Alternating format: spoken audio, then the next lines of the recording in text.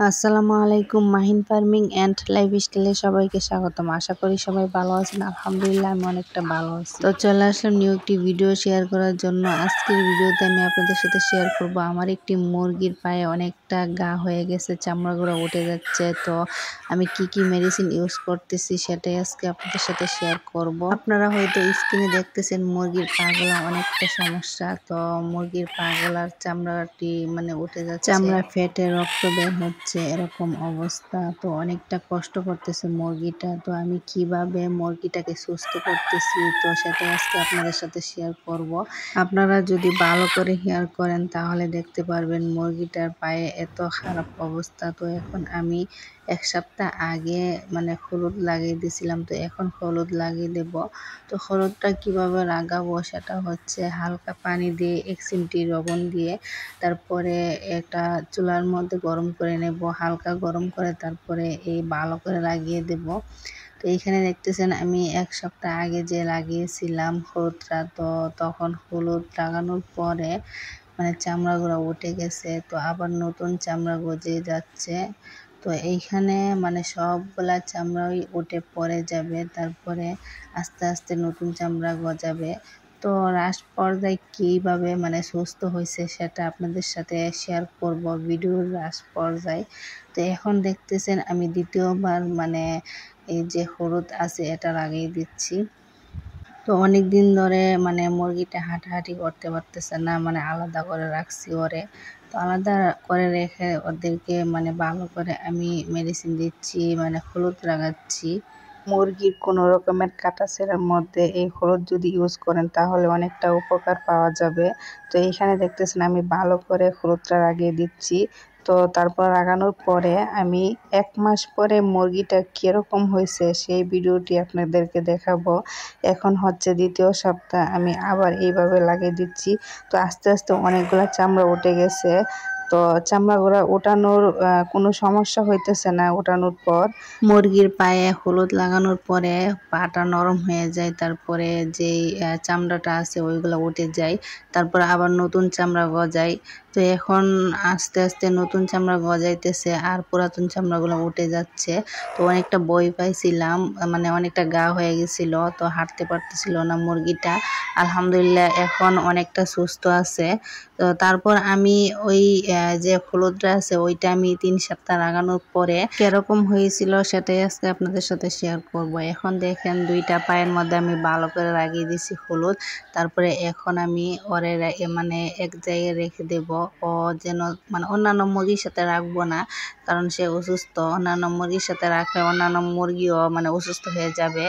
তো মুরগি আমি সবসময় কোনো মুরগি যদি অসুস্থ হয় তাহলে আমি আলাদা করে রাখি।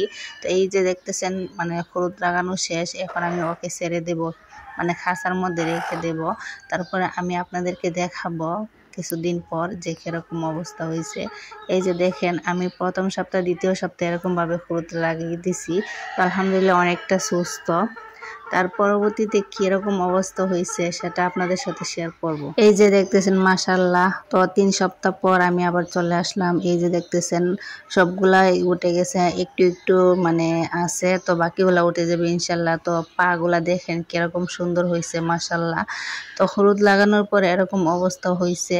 তো মাশাআল্লাহ অনেকটা সুস্থ। আর একটু আছে পুরাতন যে চামড়াটা আছে একটু আছে, বাকিগুলা উঠে যাবে ইনশাল্লাহ। তো এখানে দেখতেছেন পাগুলা নতুন চামড়া গজিয়ে গেছে। তো দেখতে অনেকটা ভালো লাগতেছে। আর মুরগিটাও এখন হাঁটতে পারে। তো এখন একটু একটু দেখতেছেন যে ওর যে পাটা গা হয়ে গেছিল এটা এখনো শুকায়নি।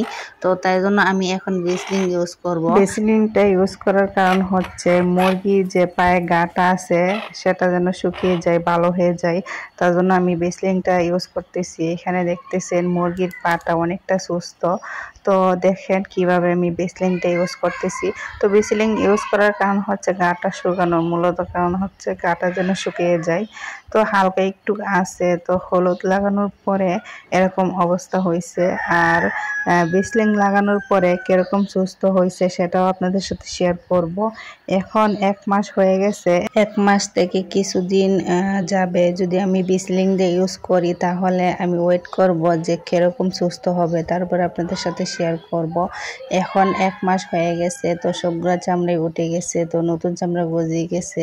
তো মুরগির পাটা এরকম সুস্থ হবে আমি ভাবতেও পারিনি। তো আলহামদুলিল্লাহ অনেকটা সুস্থ হয়েছে আল্লাহর রহমতে।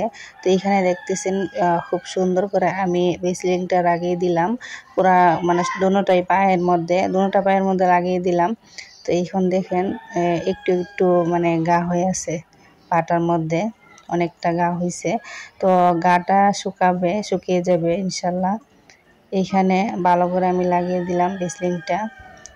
তারপরে কিরকম সুস্থ হয়েছে আমি আবার কয়েকদিন পরে মানে ভিডিওটি করব, আপনাদেরকে দেখাবো মানে কিভাবে হাঁটতেছে। আগে তো মানে পা নাড়াইতেই পারতো না, মানে হাঁটতেই পারতো না। তো এখন আলহামদুলিল্লাহ অনেকটা সুস্থ, অনেকটা হাঁটতে পারে। তো মাশাআল্লাহ অনেকটা সুস্থ হয়ে গেছে, পাগুলো অনেকটা সুন্দর হয়ে গেছে। তো আমি ভেসলিনটা লাগানোর পরে আবার আগের মতো করে রেখে দেব খাঁচায় বন্দি করে। তারপর কিছুদিন গেলে আবার ভিডিও করে আপনাদেরকে দেখাবো কিরকম হয়েছে। এই যে আমি রেখে দিলাম, তো এখন সুন্দর করে হাঁটতেছে, আগে হাঁটতেও পারতো না। তো আলহামদুলিল্লাহ এখন হাঁটতে পারে। তো এখন হলুদ আর ভেসলিন লাগানোর পরে মুরগিটা কিরকম সুস্থ হয়েছে সেটা তো দেখলেন। এখন যে অল্প একটু বাকি যে ছিল ওইটা আমি হাত দিয়ে ধরছি, তারপর আমার হাতে চলে আসছে, এরকম নরম হয়ে গেছে। তো এই যে মানে চামড়াটা উঠানোর পরে একটু জায়গা গা হয়ে আছে, ওইটার মধ্যে আমি আবার হলুদ লাগিয়ে দিছি, তারপরে ভেসলিন লাগিয়ে দেব।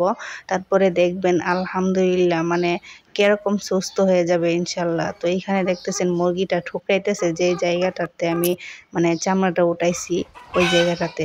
এই যে দেখতেছেন মাশাল্লাহ মুরগিটা কিভাবে হাঁটতেছে, মানে একেবারে সুস্থ মুরগি।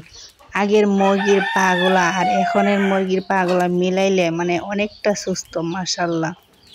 মানে এরকম যে সুস্থ হবে আমি কল্পনাই করতে পারিনি। মাশাআল্লাহ দেখতেছেন পাটা কত সুন্দর হয়েছে। মানে আগে কিভাবে চামড়াগুলা ছিল, মানে কিরকম গা হয়ে গেছিল, তো এখন একবারে পরিষ্কার হয়ে গেছে, নতুন চামড়া দেখা যাচ্ছে, মানে নতুন চামড়া গজিয়ে গেছে। দেখেন মানে আল্লাহর কি রহমত। এই যে দেখতেছেন পাগুলা অনেকটা সুন্দর, মানে নতুন চামড়া গজিয়ে পুরাতন চামড়া সবগুলা উঠে গেছে। আলহামদুলিল্লাহ মুরগিটা এখন একদম সুস্থ।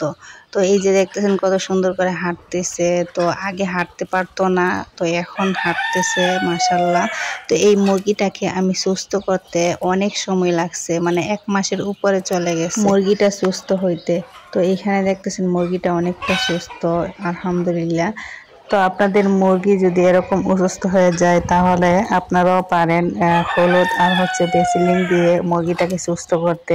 সাথে একটু নাপা দিতে পারেন, পাগুলা যেন ব্যথা না করে। মুরগিটা সুস্থ হইতে একটু সময় নেবে, বাট মুরগিটা অনেকটা সুস্থ হয়ে যাবে ইনশাল্লাহ। তো আজকের ভিডিওটি যদি কারো উপকার হয়ে থাকে তাহলে কমেন্ট করে জানাবেন। তো দেখা হচ্ছে নেক্সট কোনো ভিডিওতে, সেই পর্যন্ত সবাই ভালো থাকবেন। আমাদের চ্যানেলটিকে সাবস্ক্রাইব করে অল টাইম আমাদের পাশে থাকবেন। আসসালামু আলাইকুম, আল্লাহ হাফেজ।